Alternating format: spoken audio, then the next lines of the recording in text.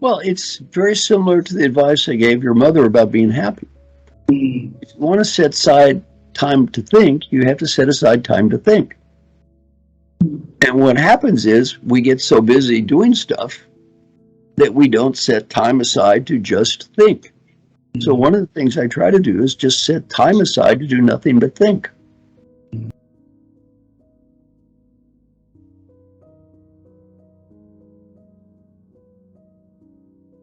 So my dad was in the insurance business, and he was really, really good at building relationships. I believe that most of his customers, or clients, if you will, were actually friendly relationships. It didn't maybe start that way, but that's how my dad was. My dad liked to take people out, have a fun time with them. It's old school sales.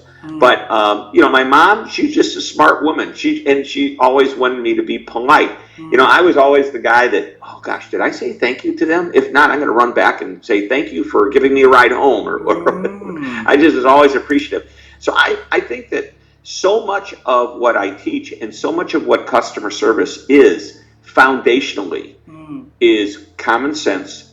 It's not rocket science. There's a great book out there, Everything I Learned in Kindergarten. Well, I'm not going to say everything I learned about customer service I learned from my parents when I was 12. But if you look back, what did my parents teach me? They teach me just simply to do the right thing, appreciate people, and care, right? Those are really good qualities.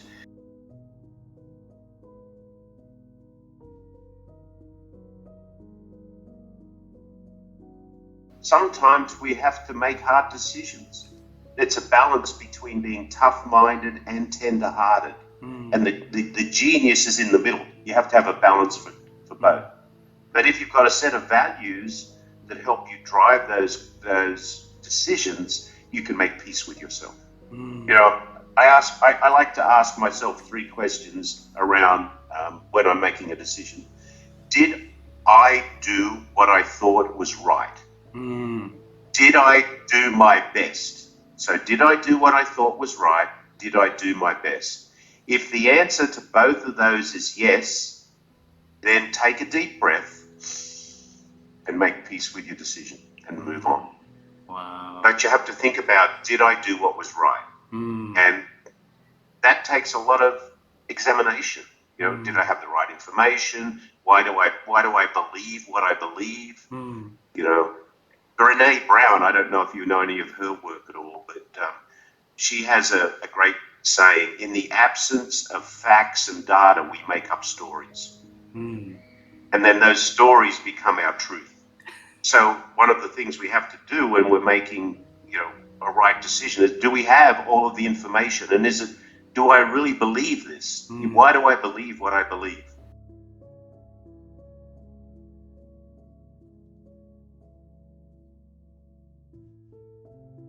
Having contacts with the right people. It was knowing people and learning from them, building, and it, whenever I'm doing some kind of like career coaching and that word networking comes up, people always, they think, oh, well, I have to have a huge network. And then I always remind them that during my career, there were times when I actually had a very small network. It wasn't the quantity of network, it was the quality of the network. It's paying attention to the key people who are wise and successful and willing to help you. It may only be 1 or 2 or 3 people, but they can make a change in your whole life. It's not about making a lot of acquaintances or giving out your business card to a lot of people. I think for me, it's about paying very close attention to the value of giving and receiving from key people.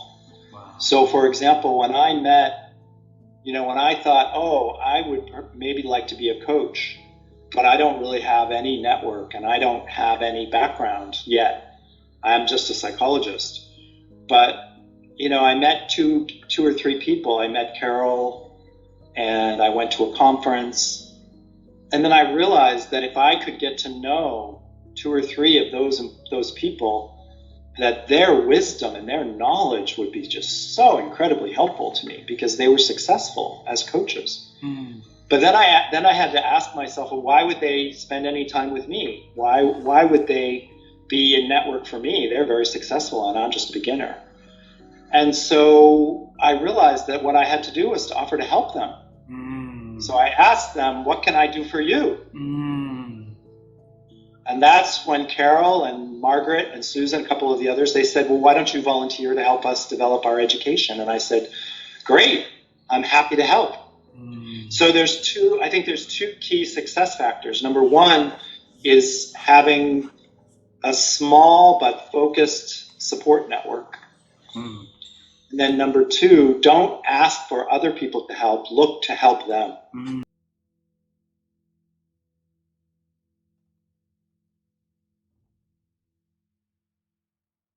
Hedonic treadmill is what it's called. Okay.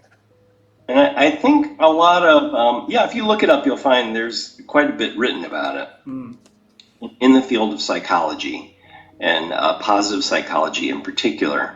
And it just means that, we're always pursuing money, power, and fame if we're on the hedonic treadmill.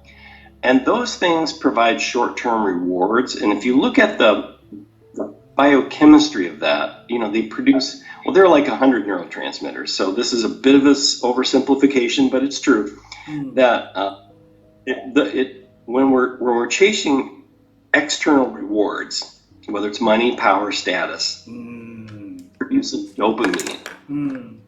Dopamine has been called the molecule of more. Molecule of more. Because we always want more. And let me just explain that a little bit more. Because dopamine it's an excitatory chemical that, it speeds up our heart. It makes us feel good, right? It's a nice thing. But it only lasts for like 30 minutes. It doesn't last long. Its effects are very, they're short term. And it leaves us wanting more. A lot of addictions are, they're addictions because they're affecting what physicians call the dopaminergic reward system. And, you want more. And the other aspect of it is the more you satisfy that need, the more you burn out the dopamine receptors in your brain so that you actually need more of the same chemical or activity to produce the same positive feelings. Wow. So, your body gets accustomed to that and you actually need, say, more alcohol or more drugs or more potent drugs or more quantity of drugs to produce the same effect. That's what addiction does. And so now the healthy leaders, you will see in them that they are stabilized by supportive relationships. They have good relationships at home, outside of work, that they're very protective of, and they have good relationships in the workplace.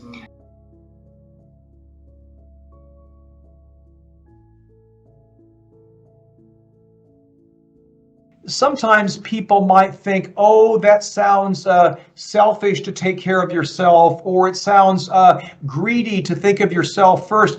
It's not. It's basically, if you don't take care of yourself, you can't take care of others, And just to use a little bit something philosophical here, but I don't think it's possible to, in my view, I don't think it's possible to love another person until you love yourself, right? I don't mean in a narcissistic way, but to be able to accept yourself for your good points and your darker side that isn't so good, to accept yourself as a human being. Because when I can accept myself as a human being, I can look at a partner or colleague or something in a very different light. So I think that's important. And the other thing that you said, which was really thoughtful, was this piece about people trying to play this hero role, and feeling that they got to be the big hero, the man or woman, and everything's on my shoulders. And I even opened the book with a story which was very profound for me. And going back to this very young man, I was 8 or 9 years old, and very briefly, we'd be sitting around the dinner table, and there'd be a door, ring at the doorbell, it'd be raining outside. I'd go open the door, it's raining, it's dark, and there'd be a huge man standing in the doorway. and he'd say, "Is Coach home?" And I'd think, what? I just kind of stand there. I'm thinking, what's this guy doing at our door? It's nighttime. We're having dinner at the family.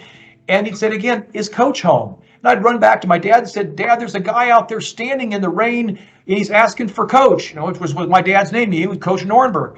So my dad would go to the door, take the guy in the living room. My mom would put on a pot of coffee, and I could kind of hear some, maybe some tough conversation or some crying. Somebody was really in pain there. Mom would always push us upstairs and say, "Get out of here." And then the next morning, I'd say to my dad, "Dad, who was that last night, down here?" And he goes, "Well, that was so-and-so."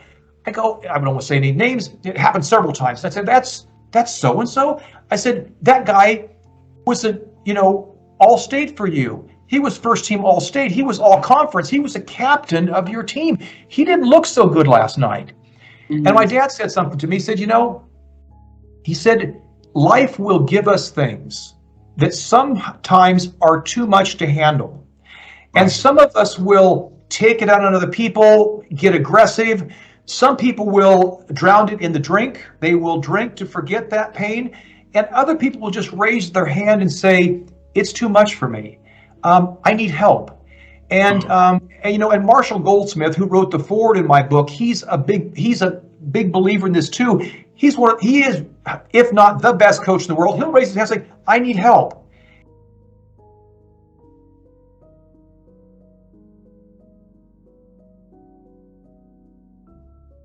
Again, presence, right? You don't need to walk physically in the forest. You can look at a photograph and be sensually engaged with that, right? And it can offer a calming effect. A 30-second meditation can be as good as a 30-hour meditation. It's your completeness when you're done and how focused you are while you're there, And so when we're looking at this concept of presence and thinking, start with self. Once you give positive reinforcement, give you self-love, you start giving love, whether you consciously are aware of it or not. And the more you give out, the more people receive it. And when they return that back to you, you have this massive amount of love coming back at you. So, it's start with self, and that's not being selfish, right? You start with self and love yourself. And Terry, I'm okay. I'm doing okay today. And, when it's a rough day, I say, I'm learning a lot today. And when it's a really terrific day, guess what? I'm still learning. Because in this life, once we get present with the fact that there isn't any good or bad, there's just a situation, there's choice, there's presence. And they're not good or bad, they are learning opportunities. So, if you successfully pass an examination in school, okay, you learned the knowledge that it took to pass that test, and you correctly filled out the test. So now you know how to do that test. The same thing is when you try something in your business or whatever that you're working on, and in old terms, you failed at it. Great. That's a super learning experience. There's nothing wrong with failure, okay? It's when you quit and go home and don't do anything else. That's really when you've stopped to exist. It's like the flower. It's gorgeous until it begins to, it's reached its maturity, and then it starts to die, right? We just don't go to the die part. We keep going. We change physically, but we keep going. And there's a point in time where we're going to end too, or ideally. They're working really well on doing stem cell research to rebuild your bodies. But, day to day, it really boils down to this. I'm okay. I love me. And I love those around me. There's an indigenous universal word. It's 3 syllables. Ta-hesh-da. Ta-hesh-da means family. Everything is family. My desk, all of you, this computer, the air I breathe is family. Now, family, you put up with more with family than you do with others, okay? So everything and everybody is family. Your mindset changes. and you're less likely to go finger pointing and making divides. So that's my thoughts for that one.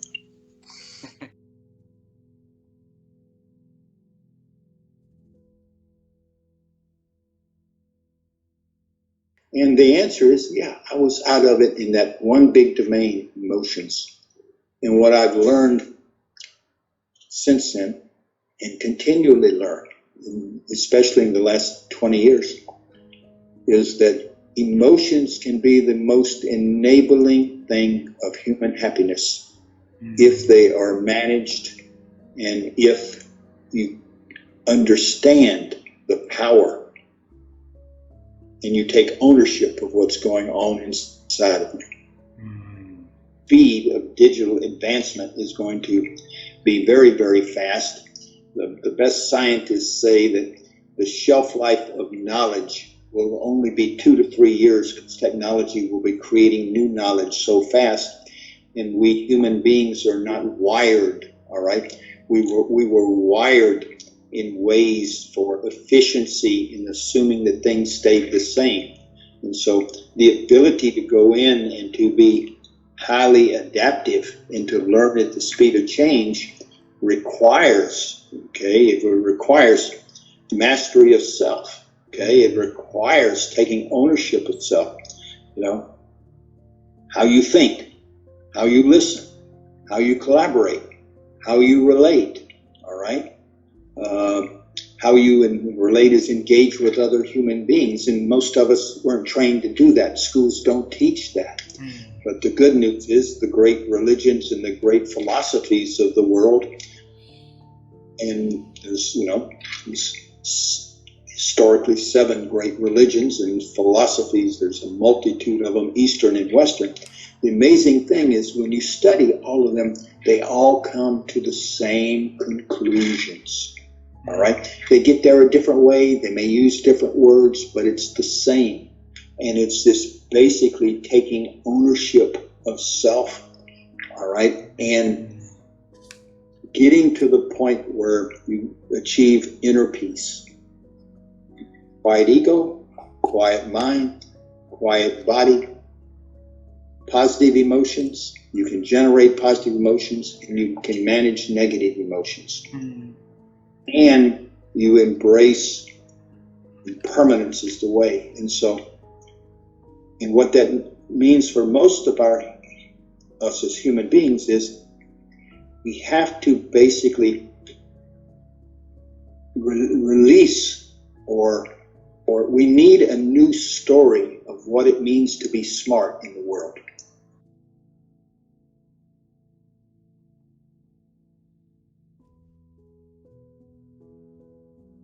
Yeah, I was just thinking as Terry was talking, and for me, it kind of comes down to 7 things. And Terry's kind of mentioned the first one, and you've mentioned it, the importance of networking, of listening to other people, of not being too proud to take advice, of asking for help, and also sharing what you have. So bringing your ego down, but your self-esteem up. We can't do anything by ourselves. You're not going to think and learn by yourself, right? You might think you are, right? But the chances are it's not going to be right. The second thing then is exercise. Exercise is really important. It feeds your oxygen. It feeds your brain.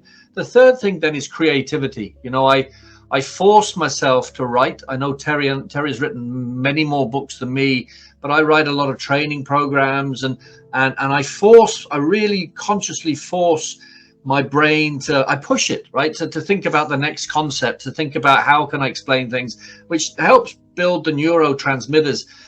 The fourth thing then is laughing, having fun, laughing, right? But laughing actually for me, it takes away the wrong intensity and brings us back to ourselves. I think it feeds our ability to think more clearly. The next one then is self-love, and things like there's an acronym, HALT. Try not to allow yourself to get too hungry, angry, lonely, or tired, right? And so make sure you feed yourself well. Don't allow yourself to build resentments about people. Don't do things by yourself. That's loneliness. And don't allow yourself to get too tired. You need sleep, which is this is the 6th one. And then finally, for me, it's about growth mindset. It's about challenging myself and being open-minded and willing and self-honest that the only way you can really grow is if you change. And to change, you have to go through a journey. You know, you can't just stay under your duvet and bed all day. You know, you might think you can, but you have to do difficult things sometimes, you know, to get a better sense of who you are. And then you can think next time, well, I can do it. So for me, it's those 7 things.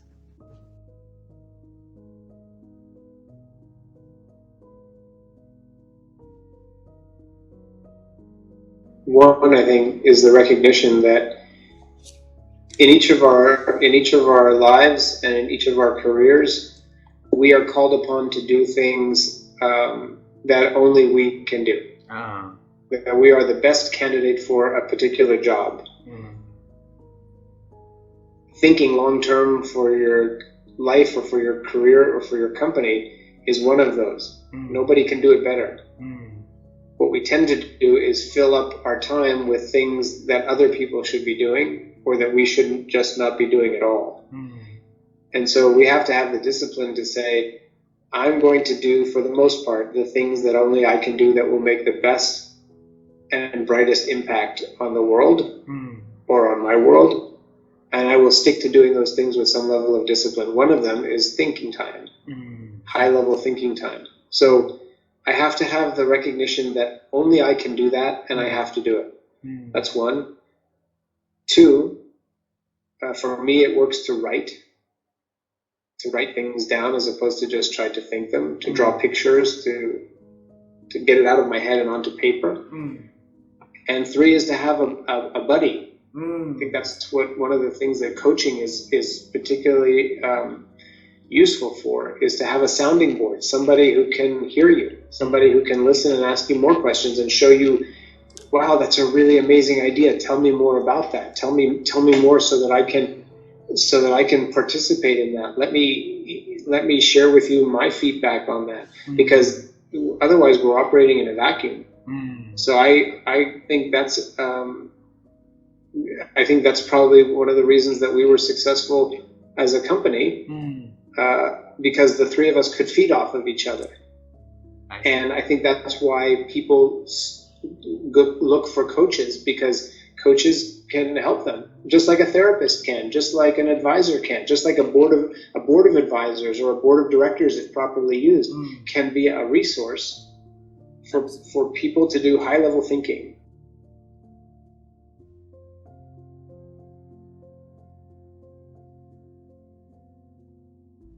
I have a device, that has recently changed my life. I've been a lifelong journaler.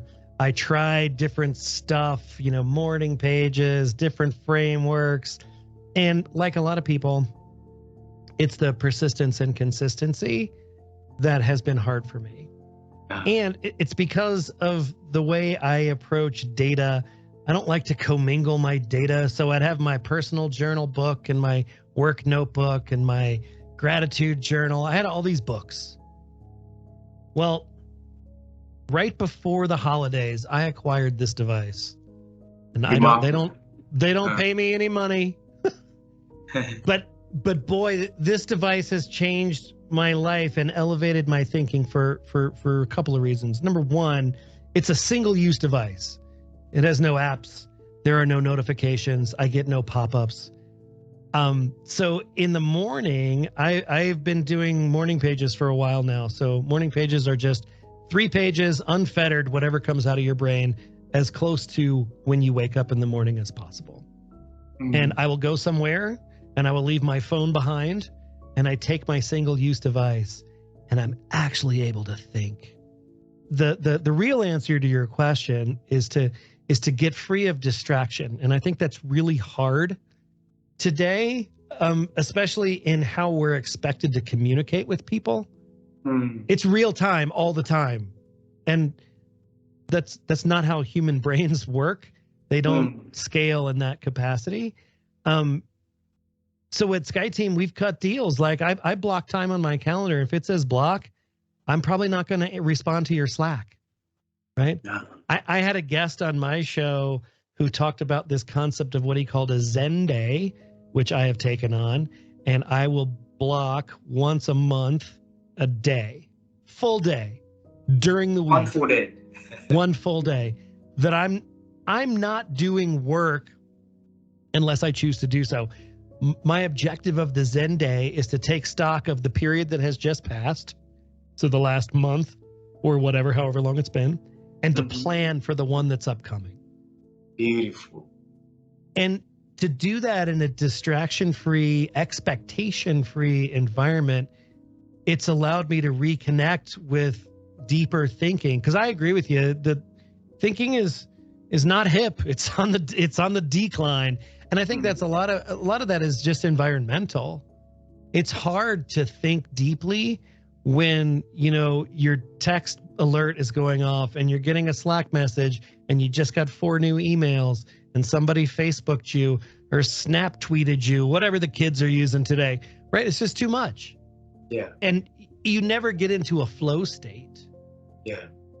And for me, to be able to do that is so valuable, but I can't even do it in this room.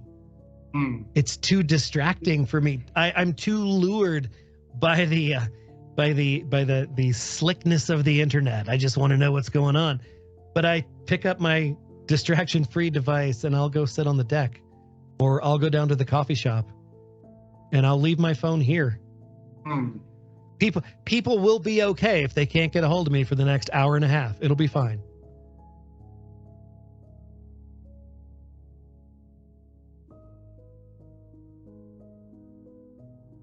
I always make every single decision in the best way possible for those that I'm surrounded with at the time. So when I made a decision to focus on credibility, I asked the most important person in my life, my wife, okay, this is going to bring this amount of activity. Or when I left Sun Microsystems, same thing. I asked the most important person in my life, hey, and she was pregnant at the time, do you mind if this is something I do? I feel the need, right? So part of it is recognizing the potential of what may happen, you know, if you try it. And I'm going to say you'll never get to yes if you don't ask. You'll never achieve your goals if you don't try. And what's the worst? So in the old days, we'll just say, maybe when I was growing up, people remembered you your entire life. You did one thing bad and they brought it to you 40 years down. That's silly. That doesn't work anymore. Maybe it does in some cultures, but that's not what I see. That's not the world I see. And I'd rather be known as a person who tried many times and failed than the person always reaching. Because the best way to think about this, really the best way to think about this, and you've probably heard this many times, is when you're sitting on your deathbed, you're literally just trying to imagine yourself in a hospital and you've got 3 hours left, and maybe even 3 good hours. Like you just know that something's going to happen. When you're talking to whatever family you have around you, so imagine you don't have any family around you. There's nobody there. Does that make you feel? Right? Imagine you have family, but they didn't come because they thought you weren't that important to them. How does that make you feel? Are you ever going to say, I wish I had $1 more, or whatever the denomination is, right? It's, you know, so it's the things that you may ever say to yourself, I regret not having tried. That one is so much worse than trying and not succeeding, because everything you do is a lesson. Everything, you know, you fail, that's great. You learn something. You don't, when you're a kid and you learn how to ride a bike, if most kids, I don't know any kids who get on a bike and just ride, they fall and then they adjust. When you first start walking, how many times does a kid fall before they actually learn how to walk, right? So this is, for some odd reason, when we go to school, that ability to be salespeople, to be marketers, to be customer service, that ability to learn and grow and fumble, that gets beaten out of us. And it's wrong, actually. It's just not the right way to teach.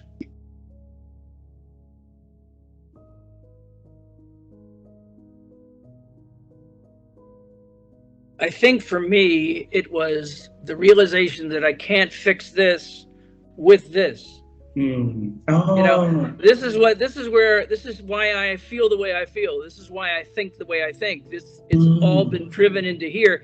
So my problems really are from here to here. This is all I've got, about 7 inches of problems. And if I take the time to, and this is why willingness is number 1 in the Daily 6. We have to be willing to find new teachers to teach us new lessons, whether it be like I said, spiritual or practical. I mean, I've read as many practical books. I've got a whole library full of books back here. You have to be willing to open up your mind, and this is because opening your mind opens your heart. And as we stop trying to be controlling and start trying to be influencing, we stop demanding and start asking. This is one of the things that I've worked with people on, how do I work with these crazy millennials? And it's like, what are you doing with them? And I'm telling them how to behave, and I'm telling them what to do, and I'm telling them this and that. I'm like, why don't you ask them instead of tell them? Why don't you ask them, well, how do you think this should work? Because nobody taught them to ask questions. You're just supposed to demand that somebody behave in a certain way. So what helped me learn to think was just learning that I am not the smartest guy in the room necessarily. There are things I can learn from anyone. But as soon as I think that I'm the only person with the intelligence, then I'm demanding and controlling. And if I can change the way I think, and the only way I changed the way I thought was to find new teachers, whether it was, I found 2 or 3 human teachers. One was a minister, one was a consultant, and one was a night watchman. So, you can learn things from everyone. You just have to be open enough. It's like I talk about a lot of times, finding the time in the day to go for a walk and finding the beauty in the walk, whether it's downtown New York or in the country in Iowa or Idaho. No matter where you are, if you look and focus, get your focus turned from this to this, all of a sudden you notice the beauty, you notice the goodness that is around us. But if we stay just tight and wrapped, that business and focus, and I need to get ahead, if that's your focus, then normally those people tend to burn out because they have too much stress. It's very important to find ways to build in self-care, because changing your thinking requires you to take care of yourself. I know so many people who pretend to be caring and loving and supportive, but they're still stressed out because they're pretending. They're not really relaxed. They're just sort of behaving the way that they think other people want them to behave. And carrying that burden around all the time is very stressful. This is the issue I have with physicians. I talk to physicians all the time, especially with COVID, about burnout, because they just refuse to take care of themselves. And one of the things I learned early on was, if I don't take care of myself, I cannot take care of you. If I don't take care of myself, I can't help you. I have to help me. And it's like in a plane, they say to put on your mask and then help your children. It's the same way in life. Help yourself, then you can help others. But if you don't take care of this, there's nothing, everything else is just useless.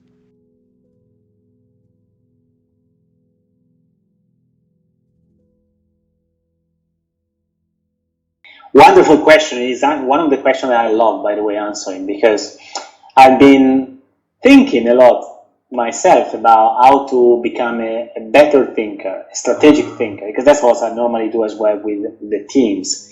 So I tell you my secret sauce. I don't know whether it's a secret sauce, but the best thinking happens to me when I don't do any work. So, but primarily when I do walking. So for me, walking has been incredible opportunity for thinking more strategic about things. So one of my habits, guys, is I go walking every single day for 1 hour, regardless my commitment, regardless my things. So for me, that's non-negotiable. So that 1 hour is incredible, powerful, because in that 1 hour, just for me, I have a free mind, and I let my mind go wherever it wants. And normally the best ideas I get are coming from this 1 hour time. So the secret essentially is, regardless, could be walking, could be showering, could be playing guitar, doesn't really matter, but finding a time out of your schedule of your day just for yourself, and don't put pressure of finding an idea, finding a solution, because it will never happen in that way. Right? Actually think about something else, but because your mind anyway is connected to the problem, so sooner or later, even if you're thinking something else, it will come. It will come. The new idea will come. So really find the time to not think about the problem, not think about the business. It's critical. And if you see many people right now in the organizations, they don't have even a time to breathe. Imagine how much time they have to think strategically about a problem. So it's essentially zero, nothing. So one of the mistakes I think sometimes leaders, executives do is not giving people enough time for resting, for relaxing, because these are normally the time when they get the better thinking. That's one strategy. The other strategy, guys, is reading, and then reading. So reading is learning, and when you stop learning, you stop winning. So reading is important because as soon as you improve your reading, you improve your thinking anyway. And reading is actually, if associated with writing, is even better, because writing is going to be helping you to declutter what is your mind and to put in writing and put in real context what are you thinking. Sometimes we have such incredible, fantastic thoughts, but because they stay here, they don't see the light, then we forget them, we're not able to convert them into something practical. So writing is an amazing tool to convert an idea into a practical step.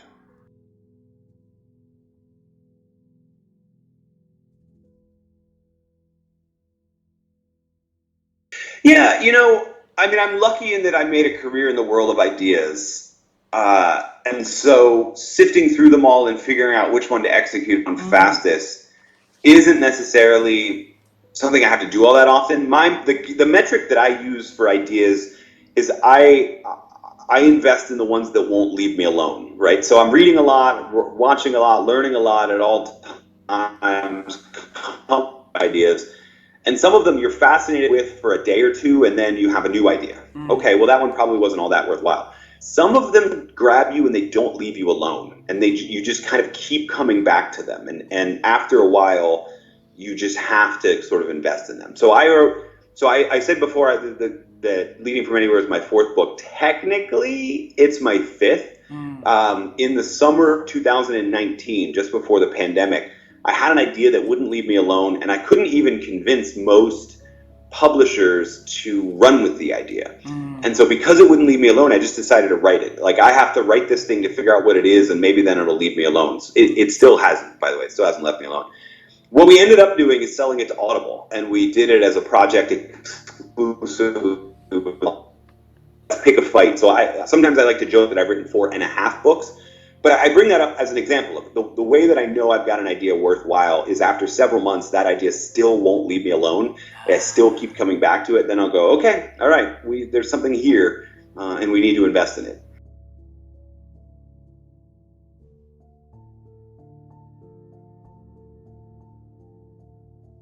Your ability to think.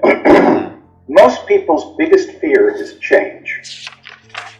Actually, I like to tease people and say, many people are afraid of heights, like being on a mountain and looking down. Many people are also afraid of making a speech, being in front of a bunch of people. But the thing that I find as adults we're all afraid of is change. We're afraid of change. Because when we know how to do something, we really know how to do it, and we don't want to change because it's scary. I might be doing something that's different. And if I do something that's different, I might make a mistake. But mistakes are an opportunity to learn. Mistakes are an opportunity to say, okay, I did that wrong, let me try again. And so I think the biggest issue is finding a way to be more comfortable with change. When we wrote Relax, It's Only Uncertainty, which is what these books are that I showed you, when we wrote Relax, It's Only Uncertainty, one of our biggest messages across the different styles of leadership is the ability to learn, grow, and change is key. And of course, when you address change, which we're all afraid of, that is a way to learn, grow, and change. And that expands your horizon. To be a learner. Too many people equate learning to being in school. When if you stop learning, you're dead. And by the way, my challenge, if the people in my company can learn faster than the people in your company, I will beat you in the marketplace. Absolutely. So think about that. Learning is a leadership characteristic. It is also a strategic competency. If we learn faster in our company than you do, we'll beat you in the marketplace.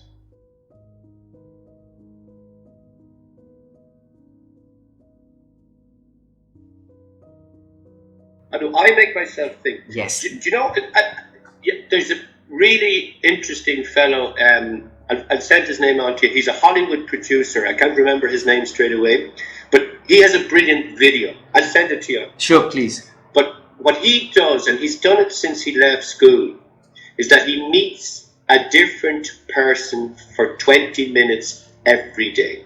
And it doesn't matter, it's a bit like what you're doing, it doesn't matter what they're doing, he just meets them and talks to them. Every day he does that, and he has learned so much from being open to people.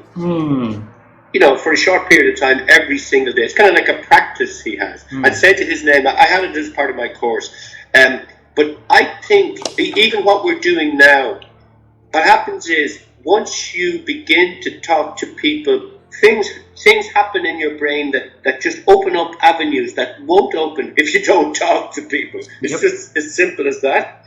So sometimes what you got to do is you've got to talk to similar-minded people about creating things or doing things, but also you have to be able to talk to anybody. And if they're negative, and just what are you negative about, what is it, etc. You don't have to stay with it all the time, but that you understand them a little bit. But also, by you listening to that person, they might act, if you really listen to somebody, they might actually change their thinking themselves by you listening to them.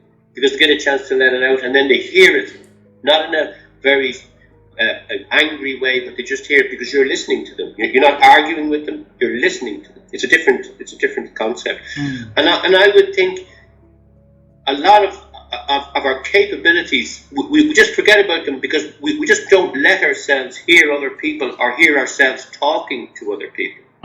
Even now when I'm talking to you, I'm getting ideas that I didn't have a half an hour ago. You know, it's great. And you know what? I have a terrible habit.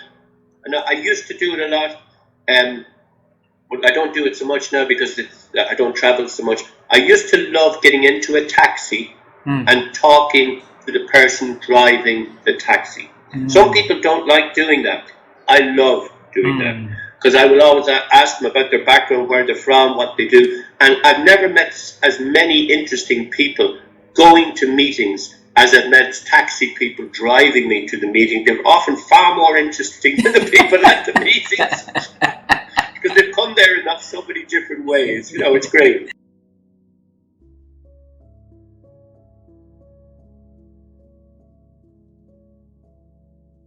Let's just imagine you've got this situation at work whereby you've done some really amazing work and your boss comes to you and says, I want you to write a report to the president of our company about this project you're working on. You're doing such an amazing job. Let's share this with the whole organization. So you write your report, maybe you're 95% finished with your report, and you take it to your boss and you say, hey, I think I'm ready. We're almost set to send this off to the president. And they say to you, well, that's okay, that's great. Why don't you just send it off to a couple of other people on the team and get their thoughts, have them take a look over it. So you're like, I know who I'm going to send it to. I'll send it to my best friend at work. That person that's always got your back. And your boss says, that's a good idea, but why don't you send it off to one other person as well? Why don't you maybe send it to somebody that you don't get along with so well? A famous Canadian broadcaster, Amanda Lang, shared with me one time as we worked on stage. She said, Bill, whenever you go to a business meeting, always sit next to the person that irritates you the most. And I'm like, Amanda, why would I want to do that? And she said, well, Bill, they probably irritate you because they see things differently than you do. So why don't you just try that out? So even those people that I used to repel, negative people, I now find that I embrace them and I attract them. But let me finish off with this bit of a story. So you decide to send your report to your best friend at work, but you're also going to send it to the person at work that irritates you the most. Now, 20 minutes after you send that email with the report attached, you get an email back from the person at work that irritates you the most. And here's how the email reads. I got your report. I read your proposal. I found a few mistakes. I've got a couple of ideas to make it better. I'm going to stop by your desk tomorrow afternoon at 3 o'clock. And you go, you figures, like you were just looking through my report to find mistakes. You have a couple of ideas. You want to take credit for my idea. This is not going to go well. Maybe tomorrow at 3 o'clock, maybe I have a dentist appointment because I've got a sore tooth. I'm going to skip out the afternoon at the office. 5 minutes after that, you get another email. This time it's from your best friend at work. And here's how this email reads, I got your report. I read your presentation. I found a few mistakes. I've got a couple of ideas to make it better. I'm going to stop by your desk tomorrow afternoon at 3 o'clock. What do you say to yourself at that moment in time? Oh my goodness, it's your best friend at work. Thank you. Thank you so much. How embarrassing would it have been if I sent that report to the president and it had 3 mistakes? You've got ideas to make it better? Let's talk about this. This could be a really good thing. Now, pause for a moment though, and what did you notice about the 2 email? Same. Identical, right? But it's our mindset. What did we focus on? When it's somebody at work that irritates us, our mind goes to the negative side and says, you're just trying to make me look bad. You want to take credit for my work. But when it's our best friend, we go, thank you so much. So I just challenge people to really practice that aspect of positivity. Take a moment, rewind, maybe play it slower, but play it from another perspective and see what can you learn about that conversation? What can you learn about that interaction? If it didn't go well, what did you contribute to that? And what could you do differently the next time around so that it does go well and it is a positive experience? Wow.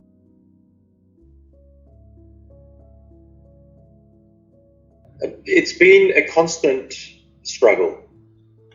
That is the reality of life, is that you are going to have ups and downs. You are going to have challenges. You're going to have successes. You're going to have failures. That is life. That's what happens to people when they try. And so that is part of the acceptance of trying to be excellent at something or to acquire skills in something. The key thing for me, is that when we go through this process of changing our mind, adjusting our mind, if we are clear on our vision, our purpose, all these obstacles and challenges, they're just another thing that we need to overcome. It's just another opportunity for me to grow. And in fact, this was a big lesson for me in my life recently, which is I always used to think that happiness was the outcome that I'm trying to achieve for myself and other people. Happiness for me is not the outcome. Happiness for me is a outcome, but actually growth is the thing that is more important. And when I focus on growth, sometimes that growth is hard, sometimes that growth is easy, sometimes that growth makes me sad, sometimes that growth makes me happy. But I'm still growing. I'm still heading in this direction, that I want to be moving in. So what I know about happiness, I'd love to get your thoughts on this, because I know the Vietnamese population are one of the happiest people, right, in the world. But there's also this element of happiness is transient, right? It's between 2 periods of sadness, right? And so if I focus only on happiness, am I going to sometimes decide not to grow? Right? Is that going to be something that happens? And for me personally, I would rather focus on growth. That is much more helpful for my mind and the decisions that I make than focusing on whether I'm happy or not.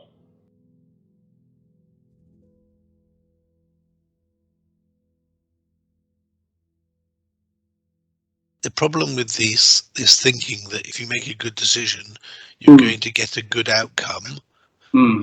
It doesn't always work like that. Sometimes you make great decisions and you get bad outcomes.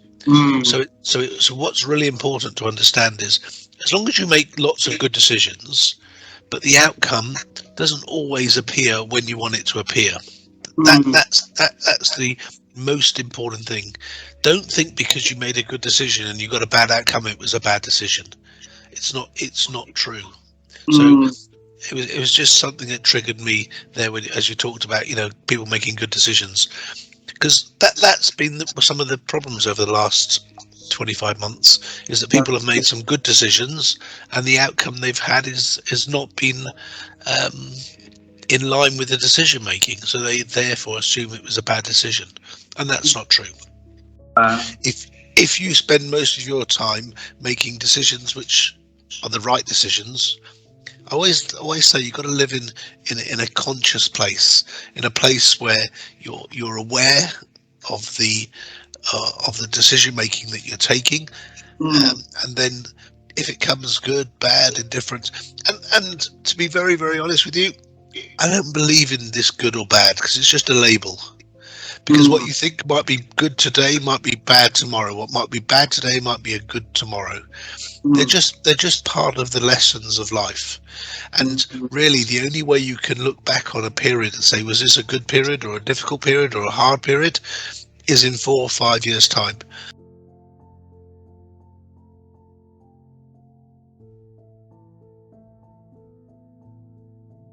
There was a quote that still resonates with me, but it kind of became my anchor. I watched one of the newer Rocky movies, and it was probably in the mid 2000s or something like that. It was one of the newer ones. And the quote goes, "It's not about how hard you can hit, it's how hard you can get hit and keep moving forward."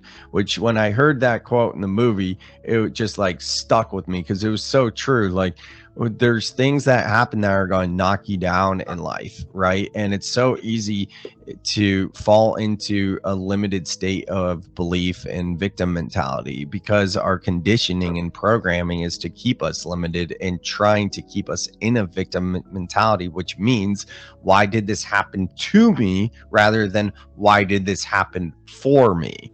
There's a massive reframe there, because so many times when something happens, we're like, oh, why did this happen to me? Poor me. And, have a pity party. Whereas when you start to go down the spiritual path, it's, oh, this is part of my growth. This thing that I think is bad is actually a blessing in disguise. Even though it, like, however bad it seems, I'm not saying like a death of a loved one, or, you lose a leg, whatever it might be. Like, obviously, these are terrible things that we would not want to invite into our being. But if we just get caught in a cycle of negativity, then we're going to be in a feedback loop of just negative stuff. And quantum physics, so now I'm getting into stuff that I've learned through spirituality in recent years, but quantum physics proves that our outer world that we experience with our senses is a direct reflection of our inner world. And I've been working with plant and earth medicine so much, which really is a fast track to all of this, to experience firsthand that when I start to get in a negative feedback loop about anything, right now, all of a sudden, maybe it's interactions with people, clients, vendors, anything it might be, it's all that same type of energy. So I don't like that. No one wants to be in a state of whether it be stress, anxiety, fear, depression, anything like that we would label negative. No one wants that. So how do we overcome that? If quantum physics proves that the outer world we experience is a direct reflection of the inner world, easy. We go inside. And everything that we've always been taught about how the human experience works is about someday. It's about working towards something and trying to get somewhere. But the truth is, we only have one real moment, and that is this everlasting now moment right now. The past, sure, it exists in a different timeline. The future exists, but we can't really control the future, but we can control what happens right now. So if we're able to bring awareness to how our inner landscape actually feels through things like reflection, which could be something that Adyashanti talks about, which is porch gazing, a lost art of just sitting there and gazing out and just kind of falling into a reflection state. Not even meditation. Obviously, meditation is a great way to bring you back to awareness. We've talked about a few other things, whether it be connecting with the animal kingdom or journaling, even reading, any of these things that can slow down the human experience and bring you to the present moment so that you can bring awareness to your thought patterns.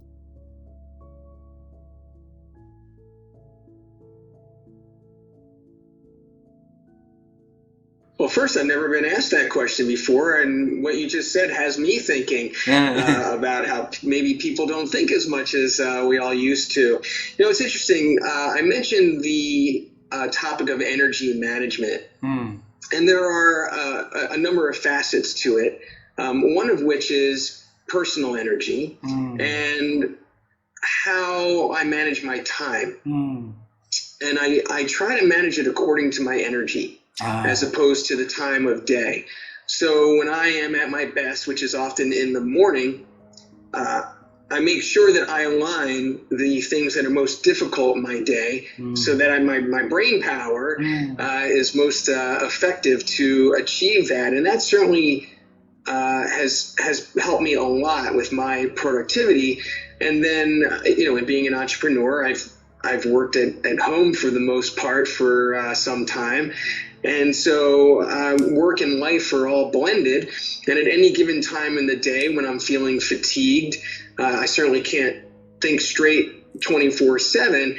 I recognize that I'm not being effective, and maybe it's time to go do laundry or take a walk, or whatever that might be. Those things still have to get done.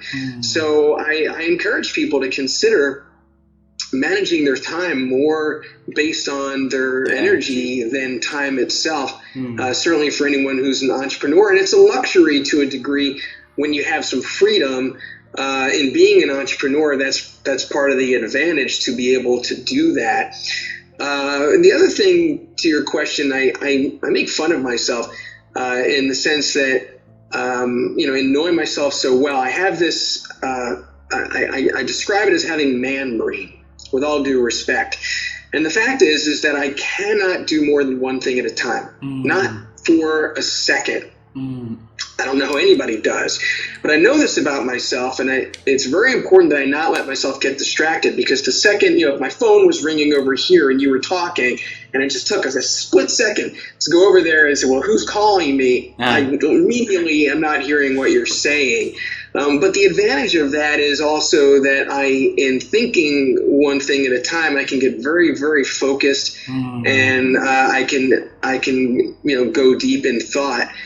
So it has its advantages, and it's important to know what your disadvantage is.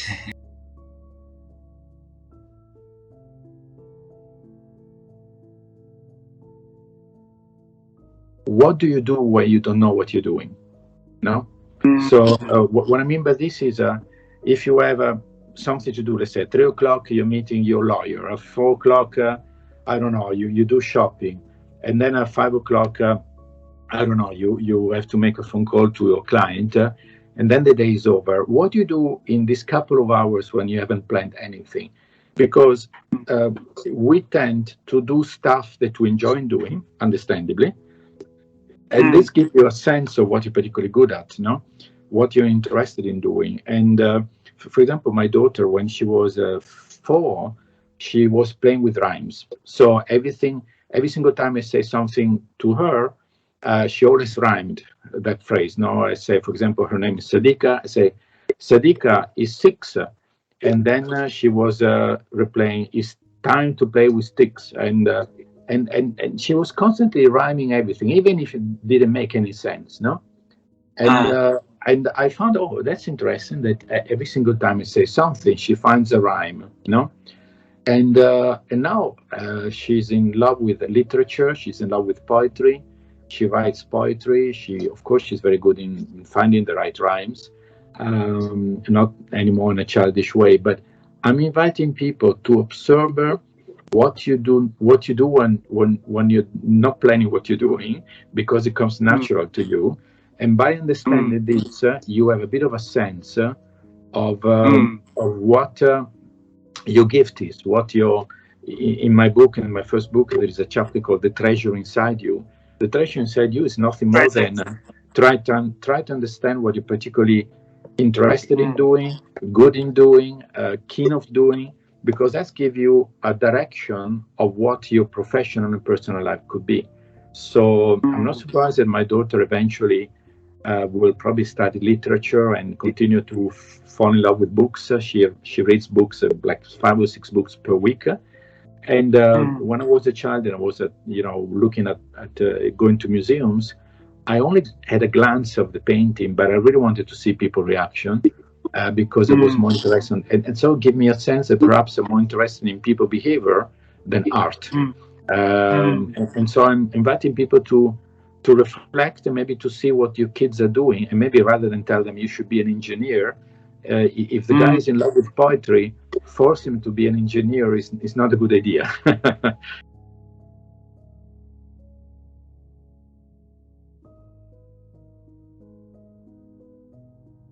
Really interesting. I'll pick up on the word you use, which is species. I think we're the only species that can go to the grave having not lived our potential.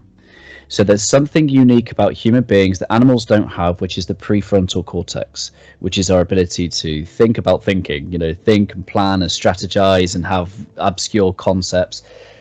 But the interesting thing is when we're under states of stress, when we're busy, when we're tired, when we're fearful, our physiological response in our body is to shallow a breath. Our capillaries shrink, meaning that we get less blood and oxygen to the prefrontal cortex. Meaning that when we are fearful, stressed, or angry, or whatever that might be, we become less human. We become less capable of using that prefrontal cortex, meaning we become more stupid. Which means that self-leadership is the gap between our chimp response and our chosen response. So what we have to do as human beings is not to try and work harder, think smarter, it's to learn how to be. Too often, we have been conditioned to believe that we need to do more and have more in order to be more. We have a whole society that's not used to sitting and being still. It's going to get worse because we've got generations being raised with devices, continuously fueling their attention with devices. Pot kettle, because sometimes I can be full on and and then one of the hardest things I've ever had to learn is how to meditate, how to learn how to be still, because there's wonderful research by the HeartMath Institute that says when we are still, when we allow our breathing to create coherence between the waves of our heart and the waves of our mind, when they are in harmony, it tells the body we're good. It tells the body to shut off the cortisol and the stress response so that it can do what it does best, which is about health, regeneration, recover, immune system, and all that good stuff. It creates peace within the heart. All is well. I have all that I need. I'm abundant. And in my mind, I am logical. I am rational. I am clear. So if we want to be better thinkers, we need to learn how to be. Learn how to be still, learn how to connect with ourselves, learn how to be in this moment, and to learn how to breathe, to create coherence within our heart and our mind and our body, and then we'll regain full access to the full capabilities of our mind, plus tap into the intuition of the heart, which is around receiving signals from the quantum field, which is our whole new level of topic.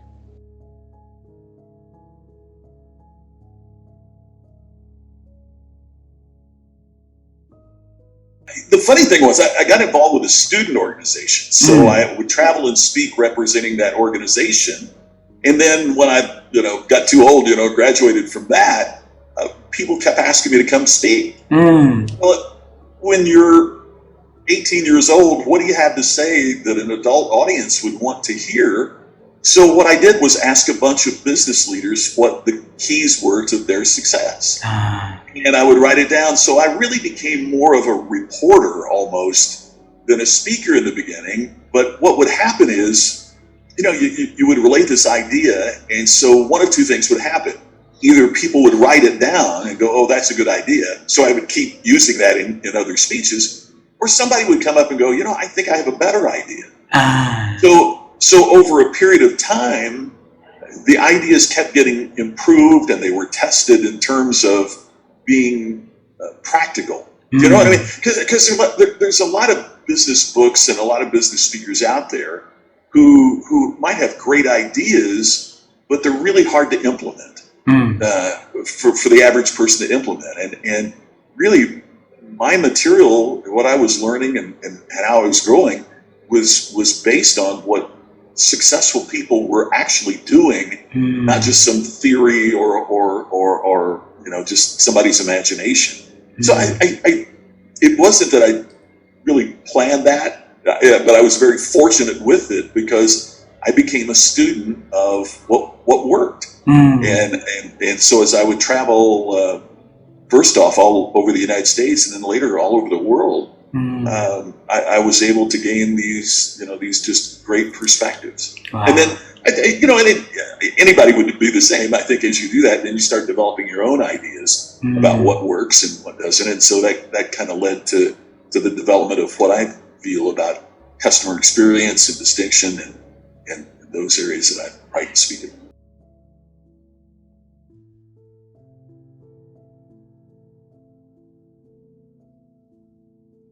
Well, I think you just said it. It's taking the time. One of the reasons I really enjoyed, I didn't mention I had the chance to work for the Center for Creative Leadership in the 90s, and I really enjoyed my time there. But I did realize that I wanted to write a book on coaching across cultures. I wanted to bring that into the picture. And for that, I just needed a lot of time. There was no way I was going to have that time while doing a lot of training, while managing, while being engaged in business development at the Center for Creative Leadership. So the only way for me to write a book was to just start my own company. Paradoxically, a for-profit company, but my goal is not to make the most profit.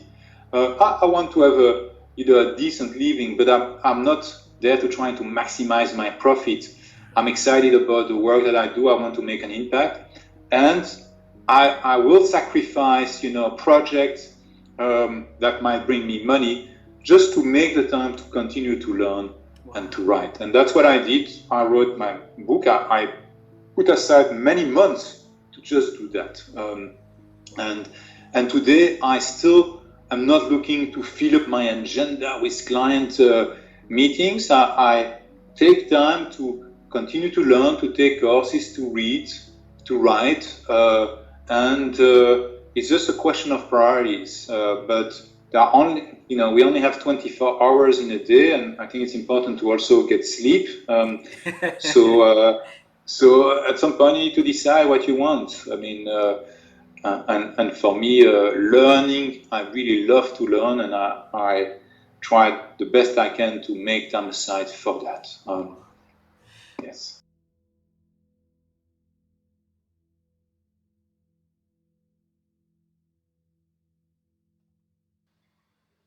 This is a powerful question you ask, because networks facilitate a different type of thinking.